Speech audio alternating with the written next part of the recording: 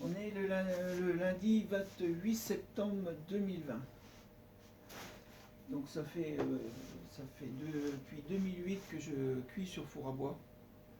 Depuis 2008 que j'ai monté ce four à bois. Donc j'ai eu envie ce matin de partager mon expérience. Et on va commencer par la chauffe du four. Donc c'est-à-dire que toute la semaine, j'ai fait la vidéo de la première chauffe du four du matin.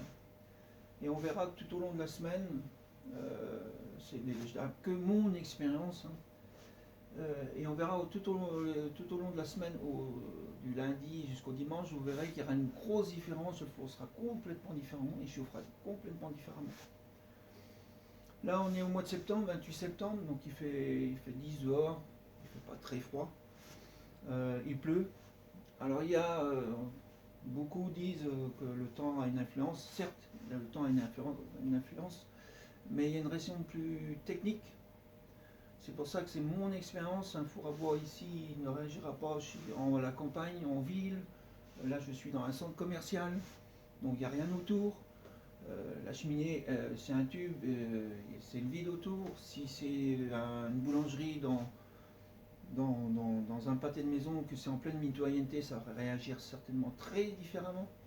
En fait, l'importance, l'incidence, le temps a réellement une incidence, mais techniquement, c'est que c'est la température de la cheminée qui va avoir une incidence, une grande incidence entre l'hiver et l'été. Non seulement le four va perdre, mais c'est la température de la cheminée. Au démarrage, vous verrez, en fait, si la cheminée elle est très froide, le tirage va se faire très mal. Et au fur et à mesure que la cheminée va chauffer, le tirage va se faire beaucoup plus facilement et le four fumera plus. Donc ce qui fait que là, tout à l'heure, quand je vais l'allumer, je vais laisser la porte du milieu ouverte de manière à aider au tirage, à faire un appel d'air. Donc là aujourd'hui, on est au four à bois à Taverny, donc un lundi. Donc, je vais vous faire voir le magasin, ça change de l'ambiance d'une semaine. Le magasin est vide, mais ça reste toujours un côté chaleureux du four à bois. On sent la présence du four à bois est toujours là, l'odeur, la chaleur. Enfin, c'est le four à bois. Donc aujourd'hui, le four il est à température, il est à 320 degrés, 310, 320 degrés. Hier, je l'ai quitté, il était à 400 degrés. Donc là, il est 11h, il est 11h, 11h15. Donc ça fait à peine 24 heures que j'ai quitté le fourni. Donc il a perdu 100 degrés. Je compte en moyenne 10 degrés par heure quand vous chauffez le soir. S'il est à 450, vous allez la retrouver suivant les 2 heures du matin. Si vous quittez à 8 heures, à 20 heures, et vous prenez à minuit, pour donner un exemple, 4 heures après, si vous quittez les 400 degrés, il sera 360. Grosso modo. Donc là, j'ai commencé à démarrer. Là, on voit que la chambre de cuisson, elle est restée blanche. Bon, elle n'est pas très noire. En fait, c'est la fumée après qui va la noircir. Et au fur et à mesure de la chauffe, eh ben, la chambre de cuisson va blanchir. On va avoir l'effet de pyrolyse.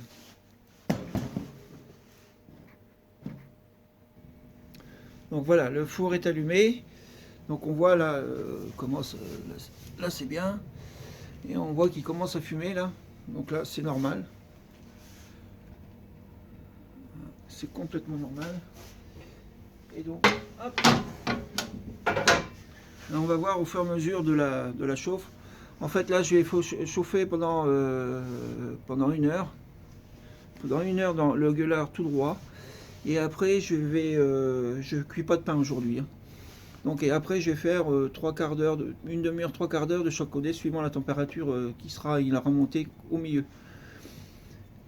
Il y a eu un moment où je cuisais le lundi. Alors quand je cuis le lundi, je cuisais le lundi, en fait, le milieu, je ne partais pas sur un temps, je partais sur la température. C'est-à-dire que je chauffais le milieu jusqu'au moment où ça atteignait 390. Je ne bougeais pas mon gueuleur avant. Et une fois qu'il avait atteint 390-400, là je commençais à le tourner. Et là je faisais le même procédé, c'est-à-dire que je faisais 3/4 d'heure, une demi-heure, 3/4 d'heure de chaque côté. Après c'est suivant le nombre de pièces que vous avez à cuire, tout dépend de tout ça, de ces paramètres. Ensuite l'essence, ce qui est important, c'est d'avoir un bois sec, très sec. Ça c'est, même s'il est dehors, il n'est pas aussi sec qu'à l'abri. Il vaut mieux à la limite quelque chose au minimum de couvert. Et les essences de bois que je me sers principalement, que mon marchand de bois me donne, en fait c'est le bouleau, le hêtre, il y a le charme aussi qui est très très bon, et l'acacia. Le cerisier, mais j'ai jamais, mais le cerisier apparemment chauffe aussi bien. Le pommier, ça c'était mon père qui me le disait, le pommier chauffe très bien. Donc, mais l'essence la plus commune qu'on trouve c'est le bouleau et le hêtre. Le frêne aussi, mais et le charme qui a une puissance de chauffe qui est énorme. Il faut être très prudent quand vous utilisez du charme. Enfin, prudent après quand vous cuisez. Donc voilà, donc on est parti pour au moins 1 heure et après je vais vous faire voir quand j'ai tourné les gueulards de chaque côté. Et vous verrez qu'il va fumer beaucoup moins en fin de cuisson. Là on est parti sur 3/4, 1 heure, 2 heures de chauffe minimum. 2 heures, entre 2 heures et 2 heures et demie.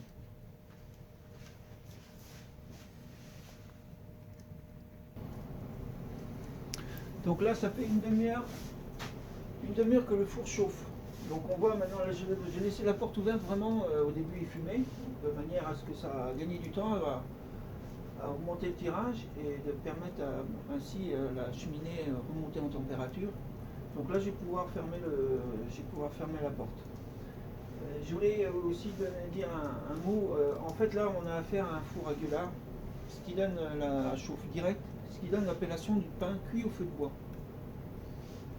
L'appellation elle est donnée soit pour le four à gueulard dans ce cas-là, ou soit dans le four à bois où vous chauffez directement à l'intérieur de la chambre de cuisson. Ça c'est les deux points qui donnent l'appellation, le droit de l'appellation de pain cuit au feu de bois.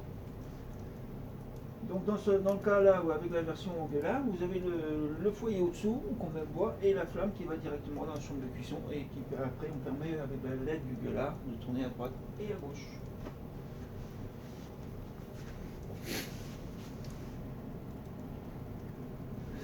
Je voulais dire un autre mot, alors donc pour l'appellation de pain cuit au feu de bois.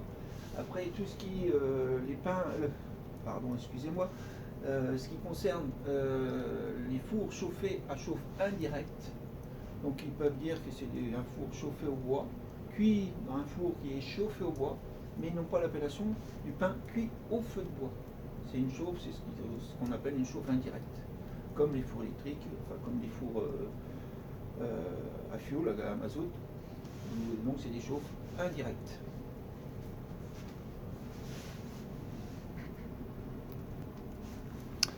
Donc là on approche les 45 minutes, j'ai rechargé en bois, j'ai bien regarni mon foyer, car il est important que le feu reste bien actif. Il ne s'agit pas de chauffer 1 heure et puis que pendant 20 minutes, il n'y ait pratiquement pas de bois, parce que ça, on va perdre tout l'effort qu'on a fait pour le chauffer jusque-là. Donc là on est arrivé, on était à 310, là on approche les 350, on est quasiment à 350 au bout de 3/4 d'heure. Donc et vous voyez la flamme, bon je viens de le charger, c'est normal qu'il fume légèrement, c'est normal. Là on a une 50aine de minutes, hein, je suis revenu voir, surveiller. Je vois qu'il fume un peu, donc pour éviter et gagner du temps sur la chauffe, donc je vais rouvrir la porte, mais pas autant que tout à l'heure, un tout petit peu pour augmenter le tirage. Et donc là on va voir la fumée qui va dégager avec le tirage qui augmente.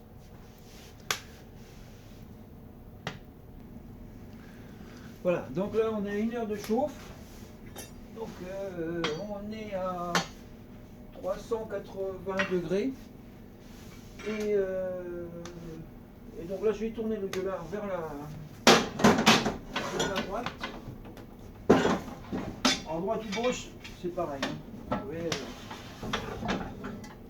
j'ai fait droite en premier, gauche en dernier, c'est une question communauté.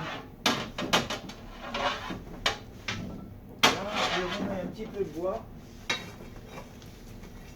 Et je verrai tout à l'heure si j'en remets pour la dernière demi-heure. Donc là, j'ai réchauffé une demi-heure de chaque côté, une demi-heure à droite et une demi-heure à gauche, puisque je n'ai pas besoin de cuire, donc j'ai pas d'obligation.